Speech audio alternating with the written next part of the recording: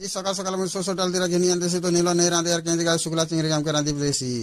जो मणेश्वर जो हम समले वेलकम कर हमर मिनी ब्लॉग के यार सकाल सकाल में बाहर जैसे गेट गुड़ा खोली ना रास्ता के बुलवा के जनता जैसे बुलवा के देखसी भाई ना हमर वाला एक मुखीउडा मार्केट के बिगिन होती सन तो मुई बीच कुड़े टा धर के पले जैसे घर के रास्ता देखसी बाबू हमर आउ सर कृष्णा के लुक गेट लगे बाकी मैं घर के पहुंची जैसे नीला के देसी जनता ने घिनी आनते सो डाल कैसे आज नहीं रांधना बस आज मुई चिंगरी माछ रेडी कर हम रांधी रुंदा पकासी फटाफट देके प्याज पीजी मसाला मसाला घाटी घुटा देसी हमर के रांधी देसी सुखा चिंगरी के तो पानी वाले में बाहर के ऐसे देखी पका जे देखी करते बाबू आरु मोर माँ के सुखोती से नला तापर मोर खाना पीना आराम कर देसु मसे जिनिस पड़का शीत दूजे तो शीत में खरान बसी करके खाना खासे कमरे नियाती कहते देखी पता तेल आरु चिंगरी सुखा चिंगरी घाटी गुटा कर थाली पकासन गोटे थाली भात आरु